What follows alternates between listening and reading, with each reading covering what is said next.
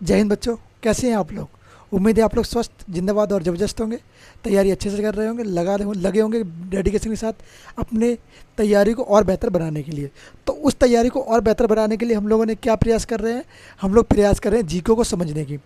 मैंने एक पोस्ट डाली थी, तो पोस्ट में बच्चों का जो रिप्लाई में आया है कि सर कि जीके के थोड़े क्वेश्चन करवा दो। तो मैंने सोचा कि आप लोगों के लिए जीके के क्वेश्चन भी जल्दी ही लाए जाएंगे, जीके के प्रैक्टिस सेट जल्दी ही चलाए जाएंगे। तो इंतजार आपका ख़त्म होने वाला है, जीके के प्रैक्टिस सेट जल्दी ही चलाए जाएंगे, प्लस आपका स्टैटिक के भी अलग से प्रैक्टिस सेट चलाए जाएंगे। तो उम्मीद करूंगा ये आप लोगों को समझ में आ गया होगा कि प्रैक्टिस सेट जल्दी आने वाले हैं, कमिंग सून। ओके, तो इंतजार मत करिए, ज़्यादा दिन इंतजार नहीं करना पड़ेगा आप लोगों को। ओके, करीब करीब 3 से 4 दिन में आपके प्रैक्टिस सेट स्टार्ट हो जाएंगे। और रोज़ाना प्रैक्टिस सेट ले लीजिएगा। कितने बजे? 2 से लेकर 3 के बीच में, लगभग 2 बजे आपके प्रैक्टिस सेट आ जाया करेंगे। उसको ले सकते हैं आप लोगों को। दोस्त, मैं उम्मीद करूँगा सारी बात क्लियर हो चुकी होगी, सभी को ये बात अच्छे से समझ आ गई होगी। अब हम बात करते हैं अपने टॉपिक के बारे में। टॉपिक हमारा कौन सा था? टॉपिक आप कहेंगे हमारा टॉपिक था गुलाम वंश, या बोलें कि दिल्ली सल्तनत। दिल्ली सल्तनत के अंदर जो वंश आता है उसको हम कहते हैं गुलाम वंश। गुलाम वंश को हमने ट्रिक के माध्यम से क्या बोलेंगे, दिल्ली सल्तनत को हमने ट्रिक के माध्यम से समझा था। ट्रिक क्या थी? ट्रिक के बारे में मुझे कमेंट बॉक्स में लिख के बताओ सभी बच्चे, क्योंकि मैंने कल की वीडियो में इसके बारे में बताया है। कल मैंने आपको जो पढ़ाया था, ट्रिक के बारे में पढ़ाया था, दिल्ली सल्तनत की शुरुआत बेसिक बताई थी, कैसे दिल्ली सल्तनत की शुरुआत हुई है, कैसे दिल्ली सल्तनत आगे बढ़ा है, कितने वंशों ने इस पर शासन किया है। आप लोगों को ये कमेंट में बताना है। 2 काम आप लोगों को कमेंट के लिए करना है। क्या करना है? पहला, एक ट्रिक जो मैंने आपको बताई थी पहली, वो बतानी है। दूसरी, आप लोग अगर अदर से कोई आपके पास स्पेशली कोई ट्रिक है इस वंश को समझने के लिए, तो वो भी हमें सेंड कर दीजिए। और क्या कर सकते हैं, आप कर सकते हैं एक काम और, कि इस वंश में दिल्ली सल्तनत में कितने वंशों ने शासन किया। ये काम कौन करेगा? ये करेंगे आप। किस में करेंगे? कमेंट बॉक्स में। कमेंट बॉक्स में अपने कमेंट छोड़ दीजिएगा। ओके दोस्त, अब बात करते हैं हम लोग अपने शासन पे, जहाँ हम लोगों ने दिल्ली सल्तनत में पहले वंश की शुरुआत कर दी थी पढ़ने की। पहला वंश कौन सा था? आप कहेंगे गुलाम वंश था, जिसके संस्थापक कुतुबुद्दीन ऐबक थे। कुतुबुद्दीन ऐबक गुलाम वंश का संस्थापक था। कब इसने गुलाम वंश की स्थापना करी? तो क्या कहेंगे आप? 1206 से लेकर 1210 तक इसने क्या किया? कुतुबुद्दीन ऐबक ने गुलाम वंश की स्थापना कर दी, गुलाम वंश की नींव रख दी। तो यहाँ से हम लोग कहेंगे कुतुबुद्दीन ऐबक ने गुलाम वंश की नींव रख दी थी। जब गुलाम वंश की नींव हो जाती है, उसके बाद गुलाम वंश आगे बढ़ता है, तो उसमें अलग अलग शासक आना शुरू होते हैं। जैसे कि हम लोग फिर बढ़ते आगे, कुतुबुद्दीन ऐबक के बाद आया 1210 में, उसके बाद आराम शाह। आराम शाह ज़्यादा प्रतापी शासक नहीं था, उसकी मृत्यु हो जाती है जूडो के युद्ध में। क्या कहते हैं? आराम शाह की जूडो के युद्ध में मृत्यु हो जाती है। उसके बाद फिर कौन आता है भैया? फिर आराम शाह के बाद एक आता है इल्तुतमिश। इल्तुतमिश को हम किस नाम से जानते हैं, किस कार्य के लिए जानते हैं? आप लोग कहेंगे इल्तुतमिश को हम दिल्ली सल्तनत का वास्तविक संस्थापक बोले, या फिर बोले गुलाम वंश का वास्तविक संस्थापक। और इसको एक नाम से हम जानते हैं, गुलामों का गुलाम। तो आप लोग क्या कहेंगे, गुलामों का गुलाम किसे कहा जाता है? तो आप कहेंगे इल्तुतमिश को। इल्तुतमिश को गुलामों का गुलाम हम लोग कहते हैं। अब बात करते हैं अपने टॉपिक पे। तो यहाँ पे देखो बच्चों लोग, क्या कहेंगे, यहाँ पे देख लो, हम बात करें गुलाम वंश की। गुलाम वंश आज का टॉपिक रहने वाला है अपना। हेडिंग डाल लीजिए आप लोग, मैंने हर समय बोला है, नोटबुक हाथ में लेके बैठिए।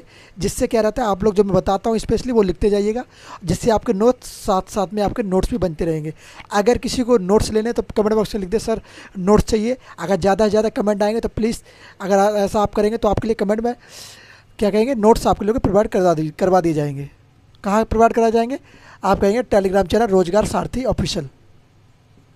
शासनकाल बोले भैया इल्तुतमिश का, तो आप कहेंगे शासनकाल 1211 से लेकर 1236 एडी तक। क्या हो गया? एडी का मतलब क्या होता है? एडी का मतलब आप कहेंगे ईस्वी। किसी को कोई डाउट? बोलेंगे भैया कोई डाउट नहीं है, एडी का मतलब होता है ईस्वी। ओके दोस्त, अब हम लोग बात करते हैं इल्तुतमिश के अन्य नाम। भैया इस व्यक्ति के अन्य नाम बोले या फिर बोले उपाधि, क्योंकि भैया कोई ना कोई शासक होता है, उसकी ज़्यादातर जो कि हम लोग बात करेंगे दिल्ली सल्तनत बोले मध्यकालीन इतिहास में। तो मध्यकालीन इतिहास में हमें देखने को मिलता है कि बहुत से शासकों की बहुत ज़्यादा उपाधियाँ रही हैं। तो उन उपाधियों के बारे में हम बात करेंगे कि कौन से शासक की कौन सी उपाधि रही है, और बारे में उपाधियों के बारे में बात करते हैं। तो भैया इसकी उपाधि कौन सी है? तो बोलेंगे, आप लोग कहेंगे कि अमीर उल उगार।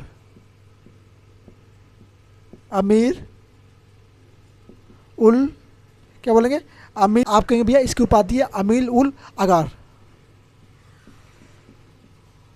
भैया अमीर उल लगा का मतलब क्या होता है भैया? उपाधि तो आपने बताई, तो मतलब भी बता दो। तो क्या कहेंगे? ईश्वर की भूमि का रक्षक। क्या कहते हैं? इसने इस उपाधि का मतलब क्या हुआ कि ईश्वर की जो भूमि उसकी रक्षक करने वाला। तो अमीर उवाल का मतलब ये होता है। तो क्या कहेंगे? आप कहेंगे कि ईश्वर की भूमि का रक्षक, ईश्वर की भूमि का रक्षक। क्या कहेंगे? आप कहेंगे भैया ईश्वर की भूमि का रक्षक। अच्छा भैया, चलो एक बात क्लियर हो चुकी है। उपाधि के बारे में बात कर ली हमने, इसके संस्थापक के बारे में बात कर ली। क्या कहेंगे? ये जो है ये दिल्ली सल्तनत का वास्तविक संस्थापक रहा है, या बोले गुलाम वंश का वास्तविक संस्थापक।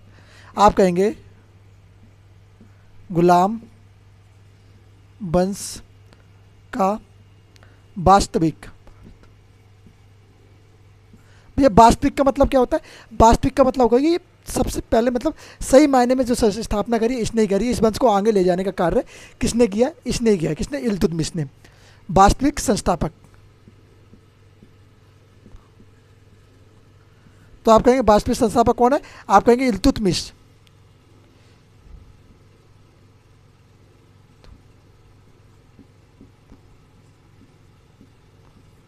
हम लोग किसके बारे में बात करेंगे आज? हम बात करेंगे इल्तुतमिश के बारे में।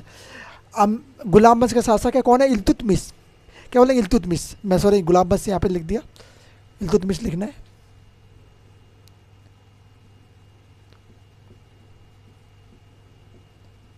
ये इसकी समय काल है। ये किस वंश के बारे में बात करें? आप कहेंगे गुलाम वंश के बारे में। गुलाम वंश। गुलाम वंश का शासक हुआ इल्तुतमिश। इल्तुतमिश के ये सारे कार्य हुए। कोई डाउट? बोलेंगे नो डाउट भैया, ऑलरेडी इज तक क्लियर। क्या बोलेंगे? क्लियर। अब भैया बात करते हैं इसने राजधानी अपनी कहाँ पर स्थापित करी। तो आप कहेंगे भैया राजधानी इसने क्या किया? राजधानी लाहौर टू दिल्ली, लाहौर से दिल्ली शिफ्ट कर दी। क्या कर दी? लाहौर से दिल्ली शिफ्ट कर दी। तो आप कहेंगे इसने राजधानी बनाई दिल्ली को। DL शॉर्ट फॉर्म होती है दिल्ली की, समझ जाओगे। जो बच्चे दिल्ली से होंगे वो तो जानते होंगे, बाकी आप लोग भी समझदार हैं तो सभी जानते होंगे। शॉर्ट फॉर्म हम लोग यूज़ कर रहे हैं क्योंकि पूरा लिखने का कोई आवश्यकता नहीं है। आप लोग शॉर्ट फॉर्म यूज़ करेंगे, याद रहेगा, बेटर रहेगा। ओके, बस बात करते हैं इस वंश को हम क्या कहते हैं? इल्तुतमिश को हम और क्या कहते हैं? इल्तुतमिश को कहते हैं, इल्तुतमिश को हम क्या कहते हैं? गुलामों का गुलाम।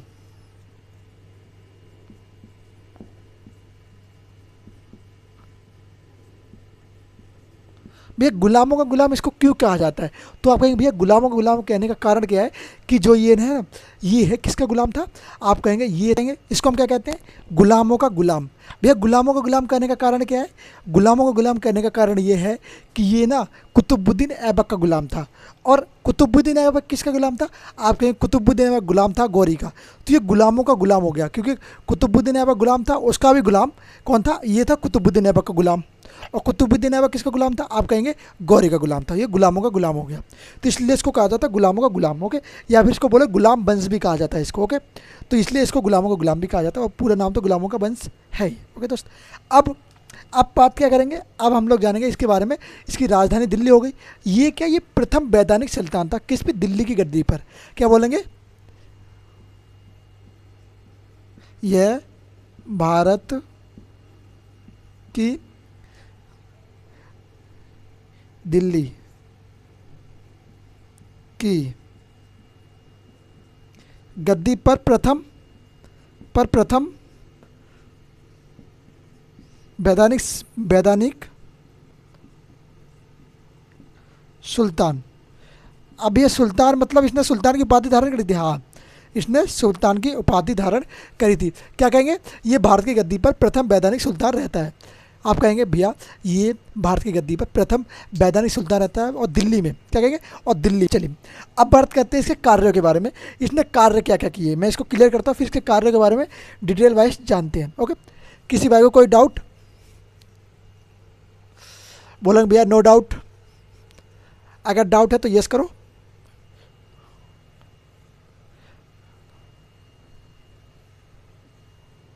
ओके, अब दोस्त इसके बारे में बात करते हैं हम इसके कार्यों के बारे में। किसके कार्यों के बारे में? आप कहेंगे कुतुबुद्दीन ऐबक के गुलाम इल्तुतमिश के कार्य में। हो गए ना परेशान? कुतुबुद्दीन ऐबक की बात नहीं करें, हम करें कुतुबुद्दीन ऐबक के गुलाम की बात। किसके? कुतुबुद्दीन ऐबक के गुलाम की बात, इल्तुतमिश के। इल्तुतमिश के कार्यों की बात करते हैं। तो इल्तुतमिश ने क्या किया? 40 गुलामों का एक, क्या बोलेंगे, 40 अमीरों का एक ग्रुप बनाया। क्या बोलेंगे? 40 अमीर का ग्रुप। उस ग्रुप को क्या नाम दिया गया? आप कहेंगे तुर्क ए चहलगामी। क्या बोलेंगे? तुर्क ए चहलगामी।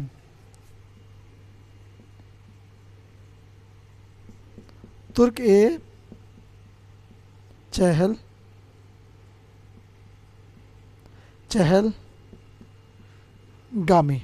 तो भैया क्या बनाया? इसने बनाया तुर्क ए चहलगानी। गामी बोल गया, क्या बोलेंगे? गानी। तुर्क ए चहलगानी किसका निर्माण कर दिया? आप कहेंगे भैया इसने तुर्क ए चहलगानी का निर्माण किया, जिसको हम क्या कहते हैं? 40 अमीरों का ग्रुप निर्माण। इसमें क्या था भैया? इसमें 40 अमीर व्यक्ति शामिल थे।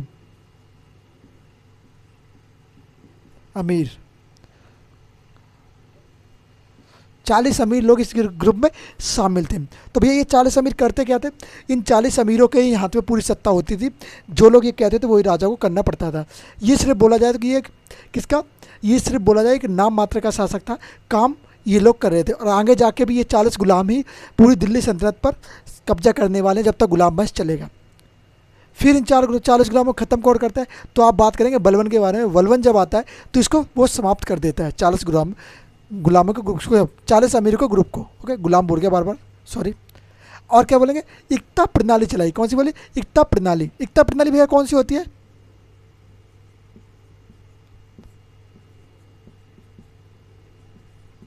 आप कहेंगे एकता प्रणाली वो होती है जिसमें क्या कहते हैं? सैनिकों को वेतन के स्थान पर क्या आ जाता है? वेतन के स्थान पर जमीन का टुकड़ा देना। इन्होंने कहा कि अब किसी भी सैनिक को वेतन नहीं दिया जाएगा, ज़मीन दी जाएगी, जिससे वो क्या करेगा? अपनी ज़मीन में खेती करेगा। खेती करने से क्या रहेगा? उसके राज्य की इकोनॉमी भी बढ़ेगी। तो उसने क्या किया? उसने जो वेतन देते थे, वेतन के स्थान पर ज़मीन का टुकड़ा देना शुरू कर दिया। बोला कि आज से तुम लोगों को वेतन नहीं मिलेगा, आज से तुम लोगों को एक ज़मीन का टुकड़ा दे दिया जाएगा, उस पर तुम लोग अपनी खेती करो और काम करो। तो वेतन के स्थान पर ज़मीन का टुकड़ा दिया करते थे। क्या कहेंगे इसका अर्थ? सैनिकों को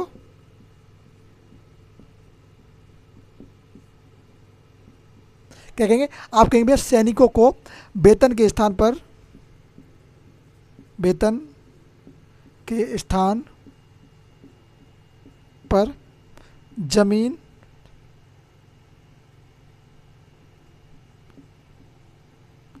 क्या कहेंगे? जमीन का एक टुकड़ा दे देना।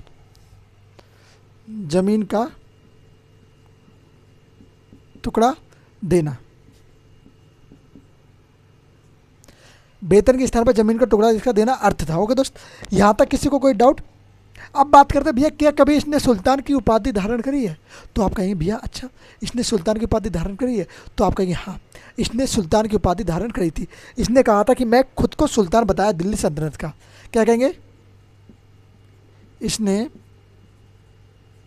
खुद को दिल्ली सल्तनत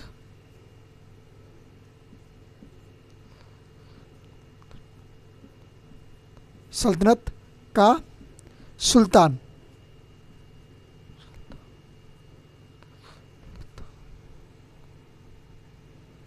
सुल्तान बताया। क्या कहेंगे भैया? आप कहेंगे कि इसने खुद को दिल्ली सल्तनत का सुल्तान बताया। तो आप कहेंगे कि इसने सुल्तान की उपाधि धारण करी दिल्ली की गद्दी पर। क्या कहा? दिल्ली की गद्दी पर। गद्दी पर। तो इतना बात डाउट क्लियर होगा कि भैया इसने सुल्तान की उपाधि धारण करी। कहाँ करी? तो आप कहेंगे इसने दिल्ली की गद्दी पर सुल्तान की उपाधि धारण करी। और क्या किया भैया इसने? तो आप बोलेंगे इसने चांदी की मुद्रा का निर्माण किया, चांदी की मुद्रा चलाई, जिसको हम कहते हैं टका। चांदी की मुद्रा कौन सी चलाई? टका।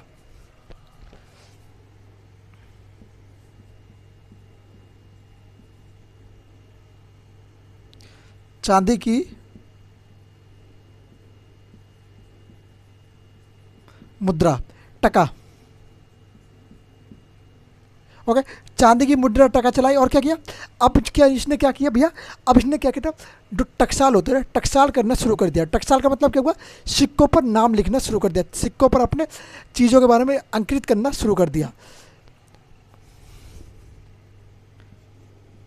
टकसाल, टकसाल। ओके, टकसाल शुरू किया। टकसाल का नाम, टकसाल का मतलब है टकसाल पर, टकसाल का नाम। मतलब क्या होता है, किसने इसको बनवाया, किसने इस रुपये को छपवाया, तो उसका नाम इस पर छपता था। क्या बोले, टकसाल का नाम लिखना।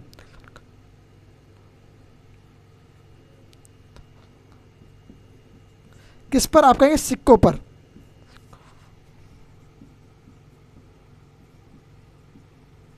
तो आप क्या कहेंगे भैया, जो सिक्कों पर हम लोग आपका नाम देखते हैं कि इस देश का सिक्का है, इतने का सिक्का है, ये किसने शुरुआत करवाई, तो आप कहेंगे शुरुआत किस करने वाला व्यक्ति कौन है, तो आप कहेंगे इल्तुतमिश। क्या कहेंगे, इल्तुतमिश। इल्तुतमिश ने ये कार्य किया, और क्या, तांबे की जित्तल चलाई। क्या बोलेंगे, तांबे की जित्तल।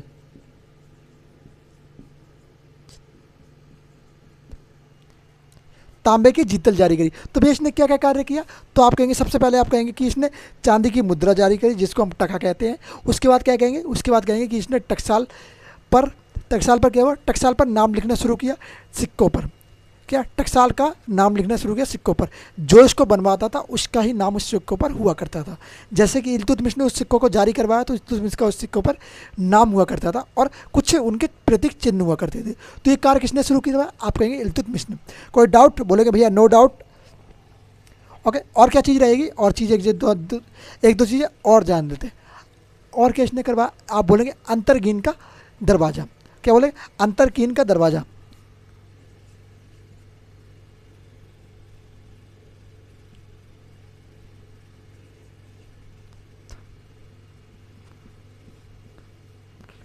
अंतरिकान का दरवाज़ा कौन सा दरवाज़ा, आप कहेंगे भैया अंतरिकान का दरवाज़ा। अच्छा भैया, ये दरवाज़ा इसने बनवाया, हाँ। कहाँ पर स्थित है ये दरवाज़ा, भैया ये भी बता दो। तो भैया ये दरवाज़ा आप बोलेंगे नागौर। कहाँ पर, नागौर। नागौर में स्थित है। इसका बनवाने का श्रेय कैसे दिया जाता है, आप कहेंगे इसको बनवाने का श्रेय इल्तुतमिश को हम दे सकते हैं। ओके दोस्त, चलिए इतना चीज़ें क्लियर हो गई हैं। चलिए इसको मैं क्लियर करता हूँ, फिर आगे बढ़ते हैं और चीज़ों के बारे में जानते हैं।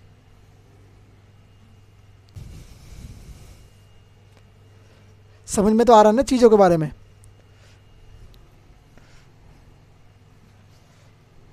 उन सब कार्यों के बारे में जानते हैं। अब एक चीज़ आती है भैया, तराइन सेकंड और तराइन फर्स्ट। तराइन फर्स्ट कब हुआ था, आप कहेंगे तराइन फर्स्ट हुआ था कब, 1191 में। किस किस के बीच हुआ, आप कहेंगे मोहम्मद गौरी और पृथ्वीराज चौहान।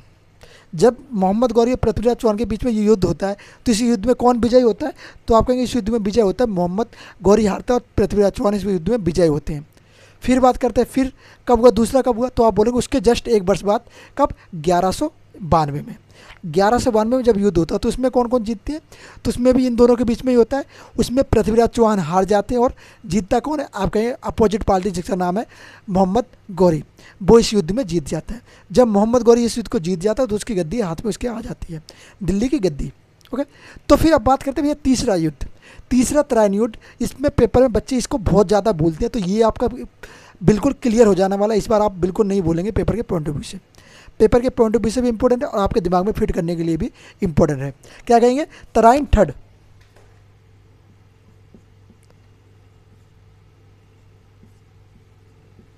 तराइन थर्ड, तो तराइन सर किसके बीच में हुआ, आप कहेंगे तराइन थर्ड इल्तुतमिश और किसके बीच में हुआ, यलदौज के बीच में हुआ। कौन कहेंगे, इल्तुतमिश यलदौज।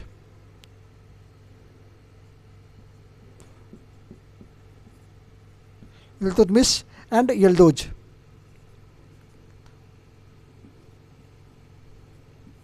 तो भैया इस युद्ध में विजय किसकी और हार किसकी हुई, तो आप कहेंगे विजय हुई किसकी, इल्तुतमिश की, जीत हुई, और हार किसकी हुई, आप कहेंगे इल्दौज की हार हो गई। ये युद्ध हुआ कब, सबसे इंपॉर्टेंट पॉइंट ये रहता है कि युद्ध हुआ कब, तो आप कहेंगे 1215 में इस युद्ध की शुरुआत हो जाती है, युद्ध हो जाता है। कब होता है, 1215 में। आप कहेंगे भैया 1215 हमारा answer is the right answer, 1215 AD सही लगा दो। ओके भैया, लगा दिया आपके कहने पर। और क्या चीज़ हुई इसके समय पर, आप कहेंगे कि इसके समय पर ही किसका, मंगोलों का पहला आक्रमण हुआ। क्या कहेंगे, मंगोलों ने जो आक्रमण किया इसके समय पर ही किया था। कब किया मंगोलों ने आक्रमण, इसके समय पर मंगोल आक्रमण।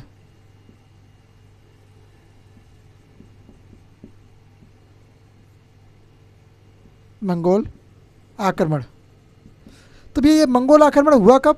तो आप कहेंगे मंगोल आक्रमण कब हुआ? 1221 में, 1221 में 1221 और 1221। तो 1121 में, सॉरी 1221 में क्या हो जाता है? 1221 में होता है इसका युद्ध। किसके साथ होता है? आक्रमण होता है किसके साथ? मंगोलों का आक्रमण इसके समय पर हो जाता है। तो हम कहेंगे ये मंगोलों का आक्रमण था प्रथम। किस पर? दिल्ली पर। दिल्ली पर आक्रमण क्या बोले? प्रथम आक्रमण था। मंगोल भी दिल्ली को जीतना चाह रहे थे, तो इसलिए इन्होंने क्या किया? आक्रमण कर दिया। भैया आक्रमण तो कर दिया, तो ये व्यक्ति था कौन जिसने आक्रमण किया? तो आप कहेंगे मंगोलों का एक व्यक्ति था जिसका नाम था चंगेज खां। चंगेज खां बड़ा ही क्रूर शासक था, किसी को नहीं देखता था, जिसको आता उसको लपेट देता था, जो आया उसको लपेटता चला जाता था। क्या कहेंगे?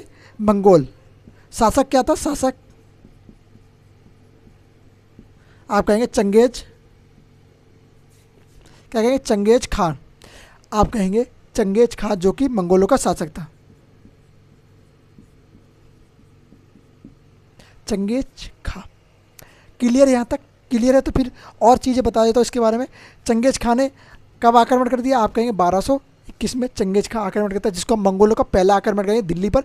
भारत पर बोला जाता है दूसरा आक्रमण होगा। मंगोल का पहला आक्रमण दिल्ली पर, भारत पर दूसरा आक्रमण। क्लियर रहेगा? ओके। क्या कहेंगे? दिल्ली पर प्रथम, डीएल पर प्रथम आक्रमण। ओके।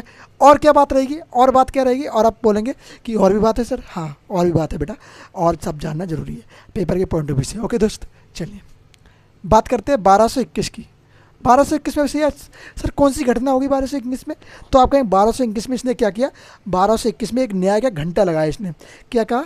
न्याय का घंटा, जिसमें कहा इसने कि अगर किसी व्यक्ति को कोई दिक्कत होती है तो आए, इस घंटे को बजाए, और तो मैं उसकी सॉल्यूशन, क्या प्रॉब्लम का सॉल्यूशन दूंगा। अगर किसी को कोई प्रॉब्लम है, किसी को कोई प्रजा में परेशानी हो रही है, प्रजा परेशान कर रही है, हमारे सैनिक परेशान कर रहे हैं, किसी प्रकार की कोई दिक्कत होती है तो आओ घंटा बजाओ, सॉल्व की जाएगी प्रॉब्लम। तो क्या किया? 1121 में न्याय का घंटा, न्याय का क्या किया? न्याय का घंटा इसने लगा दिया। और क्या किया उस समय? न्याय के घंटे के साथ साथ प्लस आप कहेंगे, प्लस क्या किया? लाल कपड़ा। क्या क्या इसने? इसने क्या किया? अगर तुम लाल, अगर घंटा नहीं बजा सकते तो लाल कपड़ा दिखा के बताओ कि हमें दिक्कत है, हम सॉल्व करेंगे। तो लाल कपड़ा भी इसने उस समय लॉन्च किया। कहाँ पर लगाया था ये न्याय का घंटा? तो आप कहेंगे न्याय का घंटा कहाँ पे लगाया? आगरा। आगरा में। क्या कहेंगे? न्याय का घंटा कहाँ लगाया? आगरा में इसने न्याय के घंटे की स्थापना कर देता है। और दोस्त आगरा में न्याय घंटा लग गया भैया। ओके, क्लियर हो गया। क्या क्या जान ली हम लोगों ने? बहुत चीज़ जान ली कि न्याय घंटा लगा, कहाँ लगा? आगरा में लगा। कब लगा? आप कहेंगे 1221 में लगा। किसने लगाया? आप कहेंगे इल्तुतमिश ने लगवाया। क्यों लगवाया? तो आप कहेंगे कि इसने इसलिए लगवाया कि इसकी प्रजा अगर कोई दिक्कत आती है तो इससे आके बोले कि हाँ महाराज मुझे ये प्रॉब्लम है, सॉल्व करो। तो महाराज क्या करेंगे? इसकी दिक्कत को सॉल्व करेंगे। हाँ, सॉल्व करने की कोशिश करेगा। अगर हो जाते तो सॉल्व तो बढ़िया, नहीं तो आगे समझ सकते हो तो समझदार हो बहुत ज़्यादा। इसके बारे में, इसके कार्य के बारे में बात कर लिया। जैसे कार्य हम लोग जान रहे हैं, इसने क्या किया? जन्मदाता। किसके जन्मदाता भैया? जन्म मकबरा शैली का जन्मदाता। कौन सी शैली भैया? आप कहेंगे मकबरा शैली का जन्मदाता। तो भैया मकबरा शैली किसने शुरुआत करी? आप कहेंगे मकबरा शैली की शुरुआत कौन करता है? तो आप कहेंगे मकबरा शैली की शुरुआत करने वाला व्यक्ति है इल्तुतमिश। ओके दोस्त, क्लियर? इल्तुतमिश। चलिए, कौन सा मकबरा बनाया इसने? सुल्तानगढ़ी का मकबरा। सुल्तानगढ़ी का मकबरा कहाँ स्थित है? आप कहें दिल्ली में। दिल्ली में सुल्तानगढ़ी का मकबरा कहाँ पर? दिल्ली में। तो दोस्त सुल्तानगढ़ी का मकबरा कहाँ पर स्थित है? आप कहेंगे दिल्ली में सुल्तानगढ़ी का मकबरा। ओके, मकबरा स्थित है। क्लियर? No doubt. ओके। अपना इसने मकबरा क्या स्वयं बनवाया भैया कि किसी दूसरे व्यक्ति ने बनवाया?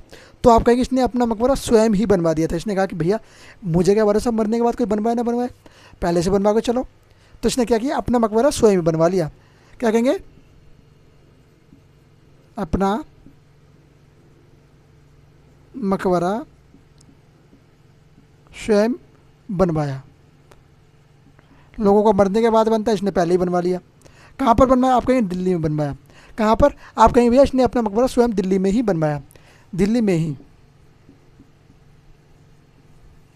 ओके दोस्त, तो यहाँ पे हम लोगों ने बात कर ली किसके बारे में? इल्तुतमिश के बारे में। अब भैया बात करते हैं इल्तुतमिश के आगे कोई शासक था? हाँ। हम लोग क्या करेंगे, गुलाम वंश में हम लोग कितने शासकों को पढ़ने वाले हैं? 11 शासकों को पढ़ने वाले हैं। तो 11 उन शासकों को नहीं पढ़ेंगे हम जो सारे ज़रूरी नहीं है, हम सिर्फ ज़रूरी शासक को पढ़ेंगे। जैसे कि इल्तुतमिश हो गया, ओके। उससे पहले कुतुबुद्दीन ऐबक हो गया, उसके बाद इल्तुतमिश, उसके बाद आराम शाह, ज़्यादा इंपॉर्टेंट नहीं था। फिर हम लोग जब आगे बढ़े तो एक आएगा, कौन आएगा? रुकनुद्दीन फिरोज शाह। फिर उसके बाद आता है रजिया सुल्तान। रजिया सुल्तान बहुत इंपॉर्टेंट महिला हो जाती है दिल्ली सल्तनत पर, सबसे पहली मुस्लिम महिला शासिका। उसके बाद से कोई अभी तक बनी भी नहीं है, ओके। क्या कहेंगे? मुस्लिम महिला शासिका। इसको मैं क्लियर करता हूँ, इसकी शॉट लेना है तो इसकी शॉट ले लो भाई। आप कहेंगे इसने भैया स्वयं का मकबरा बनवाया था। हाँ, स्वयं का मकबरा कब बनवा दिया? आप कहेंगे 21 के आसपास ही बनवा दिया था। कब बनवा दिया? 1221 के आसपास। तो हम लोग भैया इल्तुतमिश को कवर कर चुके हैं, इल्तुतमिश की जानकारी प्राप्त कर चुके हैं। कब से कब तक इल्तुतमिश ने शासन किया? आप कहेंगे 1211 से लेकर 1236 तक। 1211 से लेकर 1236 तक ये शासन करता है। फिर भैया उसके बाद कौन व्यक्ति आता है? तो उसके बाद आप कहेंगे रुकनुद्दीन, कौन कहेंगे? रुकनुद्दीन फिरोज शाह। रुकनुद्दीन फिरोज शाह।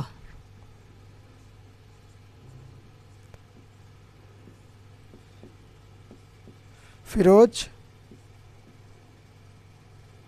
शाह कहेंगे? नहीं कहेंगे, फिरोज कहेंगे ओनली, रुकनुद्दीन फिरोज, ओके। तो ये रुकनुद्दीन फिरोज आया, कब आया? आप कहेंगे 1236 में ये आता है। कब आता है? 1236 में। 1236 में आता है। तो फिर ये चला कब जाता है? उसके बाद वो चला जाता है। रुकनुद्दीन फिरोज शाह 1236 में आता है। इसके कार्य क्या है? ये तो सबसे पहली बात करें कि ये अयोग्य शासक था, योग्य शासक था ही नहीं। ये इस कार्य को करने के लिए लायक ही नहीं था। इस कार्य को करता कौन था? इसकी माता जी। इसके, ये एक अयोग्य शासक था, योग्य शासक।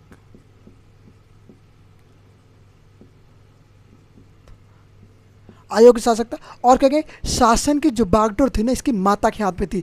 माता इसकी बड़ी ही वैसी थी ना, बोलते ना कि क्रूर तरह की शासक है, तो क्रूर तरह की शासिका थी। माता ने बच्चे के नाम से खुद शासन कर रही थी, कि बच्चा इतना समझदार था नहीं, तो शासन किस कौन कर रहा है? शासन कर रही थी इसकी माता जी। क्या कर रही थी? इसकी माता जी इसका शासन कर रही थी। क्या कहेंगे? शासन की बागडोर। बागडोर किसके हाथ में थी? बागडोर इसकी माँ। इसकी माँ का नाम क्या है? इसकी माँ का नाम, इसकी माँ थी रुकनुद्दीन फिरोज, सॉरी रुकनुद्दीन फिरोज था तो इसका नाम था। इसकी माता का नाम क्या कहेंगे? शाह तुर्कान। शाह तुर्कान। तो आप लोग कहेंगे भैया जो शासन की बागडोर किसके हाथ में थी? शाह तुर्कान के हाथ में थी। किसकी? दिल्ली सल्तनत के शासन की बागडोर कुछ समय के लिए शाह तुर्कान के हाथ में आ जाती है। बाद में क्या होता है? इसके पिता का नाम आप लोग जानते हैं इल्तुतमिश है, माता का नाम शाह तुर्कान हो जाता है। ओके दोस्त, आगे बढ़ते हैं। फिर हम जानते हैं किसके बारे में? सबसे इंपॉर्टेंट चीज़ जो है, एक महिला है जिसका नाम है इल्तुतमिश की पुत्री रजिया सुल्तान। अब यहाँ पे बात आती है भैया इल्तुतमिश ने रजिया सुल्तान को ही अपना उत्तराधिकारी क्यों चुना? उसके दो बेटे भी थे, उनको क्यों नहीं चुना? उनको ना चुनने का कारण क्या था? वो अयोग्य थे और वो काम करने के लायक नहीं थे गद्दी पर। तो उन्होंने क्या कहा? तो उन्होंने सोचा चलो अब मेरी बेटी ही मेरी शासिका बनेगी, नेक्स्ट आने वाली राजा बनेगी। पर ये चीज़ जब इन्होंने सोची तो बहुत से लोग ऐसे थे जो ये चीज़ नामंजूर करते थे। वो व्यक्ति कौन थे? वो अमीर व्यक्ति थे। वो अमीर व्यक्ति क्या चाहते थे कि एक महिला हम पे शासन करेगी। तो वो अमीर व्यक्ति, उनका कहने का मतलब था महिला हम पे शासन नहीं कर सकती। तो इसलिए क्या वो लोग इसका विरोध करना शुरू करते हैं। किसका? रजिया सुल्तान का। पहले बात करते हैं यहाँ से, फिर उसके बारे में रजिया सुल्तान के बारे में जानेंगे। क्या हुआ?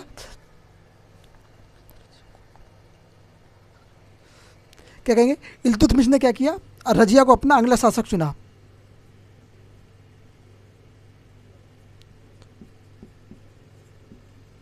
मिश ने रजिया को अपना अगला शासक चुना। शासक चुनने का कारण क्या था, मैंने आपको बता दिया। शासक चुनने का कारण क्या था, ये इसके जो बेटे थे, दो जो बेटे थे वो अयोग्य थे। तो अयोग्य शासकों को शासक बनाना कोई काम का नहीं रहता है। तो उसने क्या किया, जो काम की व्यक्ति है जिसको जो शासक अच्छे से कर सकती है वो कौन सी करेगी, रजिया सुल्तान। तो उसने कहा कि मैं अपनी बेटी रजिया सुल्तान को शासिका बनाता हूँ और वो शासक करेगी। ओके दोस्त, सॉरी बनाता हूँ निकल गया मुझसे, कोई बात नहीं। उसका भाई था, कौन था, रजिया के भाई, जो इसका विरोध कर रहे थे। क्या कर रहे थे, रजिया के जो भाई थे उसका विरोध कर रहे थे, बोले हमें क्यों नहीं शासक बना रहे हो, इसको ही क्यों शासक बना रहे हो। तो विरोध किस किसने किया इसका, विरोध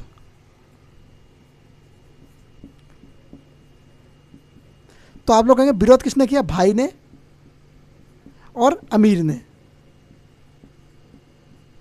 अमीरों ने किया। किस किसने इसका विरोध किया, तो आप कहेंगे इसका खुद के भाई ने और अमीर व्यक्तियों ने इसका विरोध किया, जो कि दिल्ली सल्तनत पर कुछ अमीर थे, जो 40 अमीर थे ना उनमें से।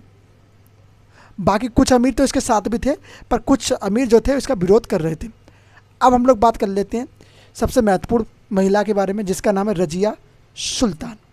रजिया सुल्तान दिल्ली सल्तनत पर कैसे आई, गद्दी पर आई, कैसे उसने शासन करा, कैसे कैसे उसके साथ विरोध हुआ, कितना उसके साथ मतभेद किया गया, सब चीज़ें जानते हैं। रजिया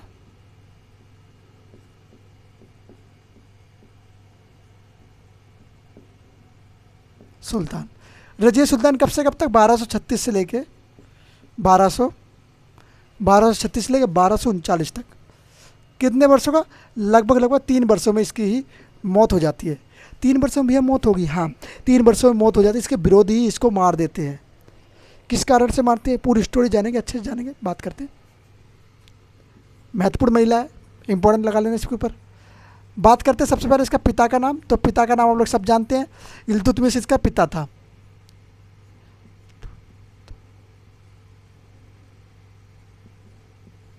किसकी पुत्री थी भैया, आप कहेंगे इल्तुतमिश की ये पुत्री थी। तो इल्तुतमिश क्या हो गया, इसका पिता हो गया। एक मिनट,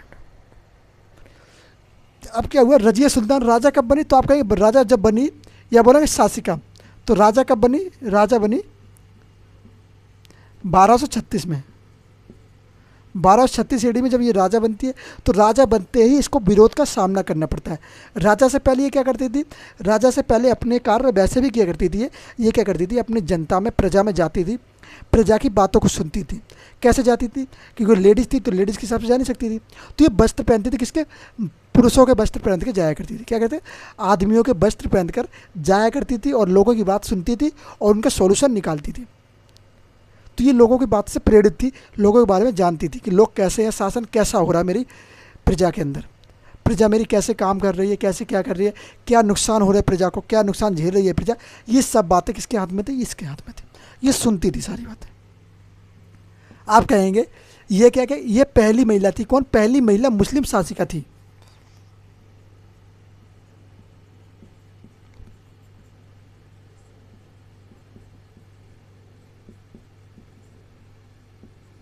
मुस्लिम शासिका।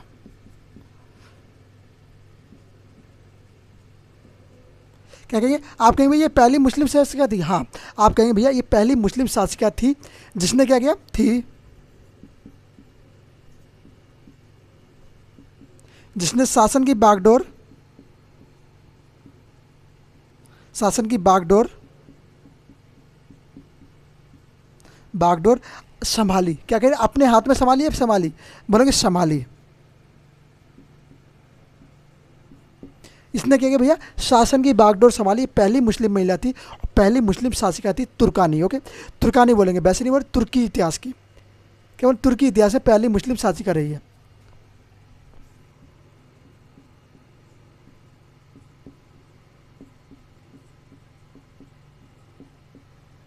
तो भैया क्या तुर्क इतिहास में ही रही, भारत के इतिहास में नहीं, भारत के में रही थी, क्योंकि भारत पर शासन कर रही थी, तो भारत के इतिहास में तो होगा ये चीज़। ओके, तो भारत के इसमें भी ये रही है पहली, क्या बोलेंगे, पहली शासिका। अब कुछ बात कर लेते इसके कार्यों के बारे में। कार्य क्या किया इसने, कार्य कर रहे, क्या क्या कार्य किए। तो सबसे पहले कार्य क्या किया इसने, पर्दा प्रथा का क्या किया, पर्दा प्रथा त्याग कर दी। पर्दा प्रथा त्याग इसने खुद कर दी। क्या किया, पर्दा प्रथा का त्याग।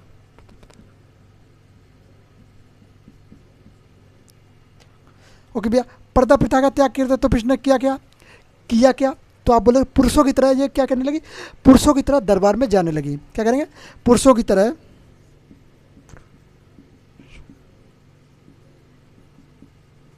दरबार में जाने लगी। पुरुषों की तरह कहाँ जाने लगी, आप कहेंगे भैया पुरुषों की तरह दरबार में जाना शुरू कर देती है। ओके, क्योंकि इसने पर्दा प्रथा का प्रचलन तो खत्म कर दिया। अब इसने कहा कि मैं भैया मैं अब क्या बोलते हैं बुरखे में नहीं जाऊंगी, अब मैं ऐसे ही जाऊंगी और लोगों के सामने जाऊंगी, मिलूंगी, दरबार में बात करूंगी। तो पर्दा प्रथा का इसने क्या किया, समाप्त कर दिया। भैया पर्दा प्रथा नहीं चलेगी। क्या किया, नहीं चलेगी तो नहीं चलेगी पर्दा प्रथा। तो ये भैया पहन के फिर जाती क्या थी दरबार में, तो आप कहेंगे इसमें जो दरबार में पहन के जाया करती थी उसको कहते हैं कुलदान और चौगान। यह दरबार में कुलदान एवं चौगान पहनती थी, धारण करती थी। अच्छा भैया, और ये क्या करती थी, और टोपी भी धारण करती थी। तो ये कैसी जाती थी, चौगान और क्या करेंगे, और कहीं कुलदान धारण करके कहाँ जाती थी, दरबार में, प्लस टोपी भी धारण करती थी। तो ये इसके कार्य थी, ये करके जाया करती थी ऐसे ऐसे। अब क्या हुआ, अब इस पे साथ इसके ऊपर क्या लगने लगा, इसके ऊपर इल्ज़ाम लगना शुरू हो जाता है। कौन से इल्ज़ाम लगते हैं वो सब चीज़ें जानते हैं। चलिए थोड़ा सा बताया टॉपिक रज़िया सुल्तान ख़त्म करने के बाद, फिर नेक्स्ट वीडियो में देखेंगे आगे और चीज़ों के बारे में। इसमें सिर्फ रज़िया सुल्तान को हम पढ़ेंगे। आज वीडियो थोड़ी लंबी हो जाएगी और गर्मी भी थोड़ी ज़्यादा है ना, तो नेक्स्ट वीडियो में कवर कर लेंगे पूरे रज़िया। अल्तुनिया भैया ये अल्तुनिया था कौन, तो आप कहेंगे अल्तुनिया से इसके प्रेम संबंध के बारे में बात करी जाए, बात फैलाई जा रही थी। क्या कहेंगे, जो अमीर व्यक्ति थे उन्होंने क्या कहा, इसके ऊपर गलत आरोप लगा रहे थे कि तू इससे प्रेम विवाह ये सब करती है। तो ये आरोप लगा कर उसको क्या कर रहे, हटाना चाह रहे थे गद्दी पर से। तो ऐसा कुछ ये लोग सक्सेस नहीं हो पाते इस चीज़ में। ये अल्तुनिया था कौन, तो अल्तुनिया के बारे में जानते हैं। अल्तुनिया कहता है जो इल्तुतमिश था, इल्तुतमिश ने इसको क्या किया, पंजाब के भटिंडे का क्या बनाया, एत्तेदार बनाया था। किसने बोलेंगे, पंजाब के भटिंडे का, पंजाब के भटिंडे का क्या बनाया, एत्तेदार बनाया था। किसने बनाया, आप कहेंगे इल्तुतमिश ने।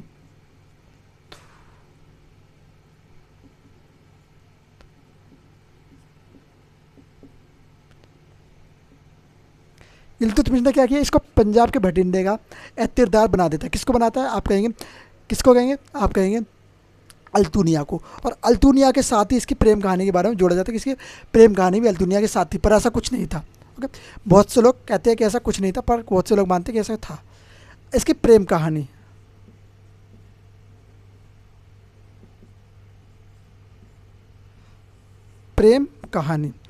प्रेम कहानी क्या होती है, ये इसके यहाँ पे एक व्यक्ति होता है जिसका नाम है याकूत खां। याकूत खां क्या करता है, याकूत खां से ये क्या करती है, शादी कर लेती है। प्रेम कहानी क्या रही, प्रेम कहानी इसकी क्या थी, याकूत खान जो था उसके साथ इसके संबंध बताया जाता है कि ये याकूत खान से प्यार करती है, जो कि इसका सिपाही था, जब अष्टबल में काम किया करता था।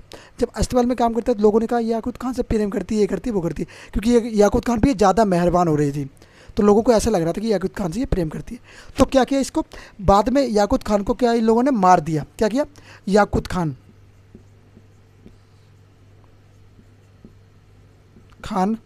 की हत्या कर दी गई,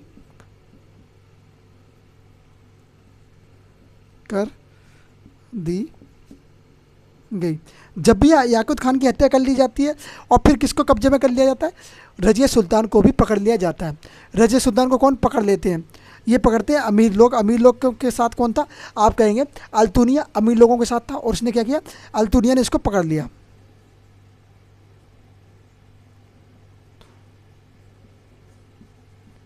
पर अल्तुनिया ने क्या किया, बंदी बनाया।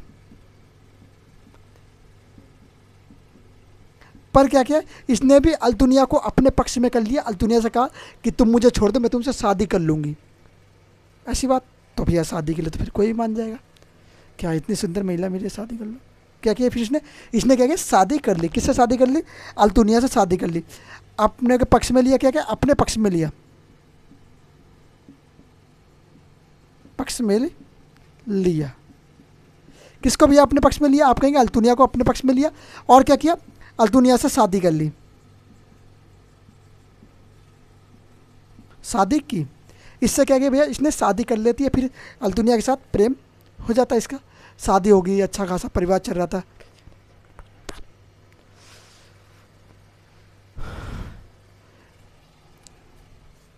चलिए अब बात करते हैं इसका विरोध।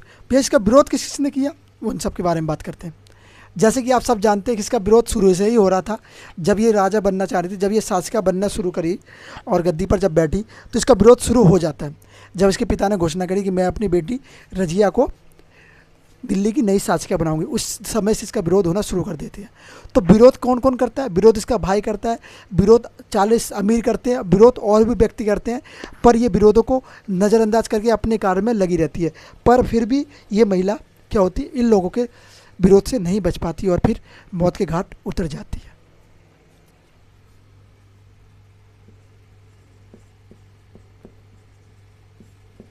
क्या कहेंगे भैया, आप कहेंगे इसका विरोध, इसका विरोध भैया कब ना, पहला विरोध निजाम उल मुल्क ने किया। किसने कर दिया, पहला विरोध किया निजाम उल मुल्क ने, निजाम उल मुल्क। भैया निजाम उल मुल्क ने विरोध किया, तो क्या किया विरोध में, विरोध में इसने क्या किया, इसने कहा कि नहीं, एक महिला ऐसे शासक या नहीं बन सकती, महिला को शासिका बनने का कोई अधिकार नहीं है। ऐसी ऐसी इसने बहुत सारी बातें करी, तो इसने इसका विरोध किया कि नहीं, शासिका ये नहीं बनेगी। पर भैया जो राजा होगा वही तो उसकी तो बात चलती है, तो शासिका बनेगी। फिर क्या हुआ, इसका विरोध किया गया, इसका विरोध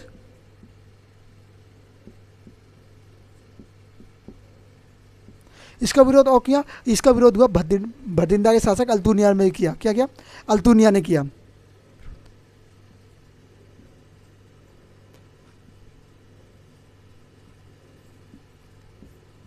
नहीं किया, कहाँ का शासक था, आपके भटिंडा का शासक अल्तुनिया।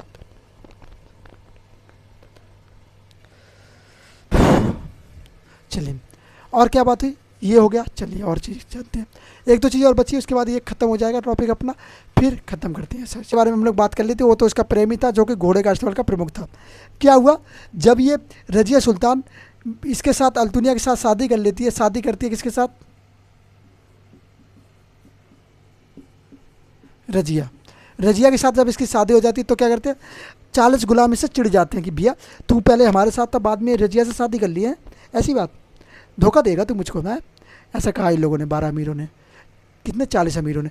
फिर जब 40 अमीर ऐसा करते हैं, तो फिर क्या कहता है, ये कहता है कि भैया मुझे माफ़ कर दो।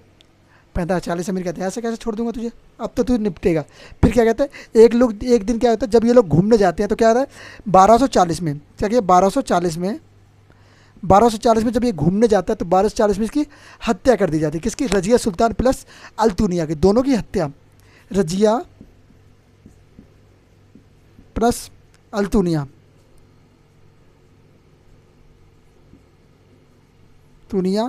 की हत्या कर दी गई। तो भैया किस किस की हत्या होगी, रजिया सुल्तान और अल्तुनिया की हत्या हो जाती है। हत्या होने के बाद ये लोग खत्म हो जाते हैं, इनका समाप्त चैप्टर खत्म हो जाता है। भैया बात करेंगे कब्र, तो कब्र कहाँ पर बनी है, तो आप कहेंगे कब्र इनकी बनाई गई है कहाँ पर, आप कहेंगे दिल्ली में बनाई गई है। कहाँ पर, बाबू ली का खाना, बाबू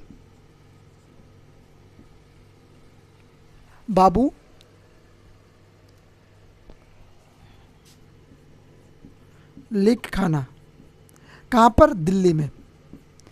तो भैया ये था दिल्ली में इसका कब्र बना दी गई, कब्र स्थापित कर दी गई। बोला गया अब तुम यहीं पे सो, आराम से निपट चुके हो, अब तुम लोग सो, आराम से रेस्ट करो। तो फिर भैया अब बात कर लेते हैं हम लोग हमारे चैप्टर के बारे में। टॉपिक आज हमने कवर कर लिया, कौन सा कवर किया, गुलाम वंश के दूसरा शासक जिसका नाम इल्तुनिया और इल्तुतमिश, और उसके बाद रजिया सुल्तान। आज हम लोगों ने गुलाम वंश के कुछ शासकों के बारे में कवर कर लिया। नेक्स्ट वीडियो में हम लोग गुलाम वंश को पूरा चैप्टर खत्म कर देंगे। गुलाम वंश हमारा खत्म हो जाए, दिल्ली वंश का एक शासन हम लोग केवल एक वंश हम लोग पढ़ चुके हैं। दिल्ली सल्तनत का एक शासक, एक वंश हम लोग कवर कर चुके हैं। कब तक? कल की वीडियो में हम लोग उसको कवर कर लेंगे। 3 वीडियो में हम लोग गुलाम वंश को पूरा कवर कर चुके होंगे। उम्मीद करूँगा जो आपको ये सब चीज़ें समझाई, ये सब चीज़ें अच्छे से समझ में आई होंगी। समझ में नहीं आया तो एक बार कमेंट बॉक्स में कर देना, भैया नहीं समझ में आया, दोबारा बनाओ। कोशिश करूँगा दोबारा फिर बनाऊँ और फिर आपको अच्छे से समझाऊँ। ओके, उम्मीद है ये सब समझ में आया। समझ में आया तो लाइक शेयर सब्सक्राइब। मिलते हैं नेक्स्ट वीडियो में। जय हिंद, नमस्ते, जय भारत।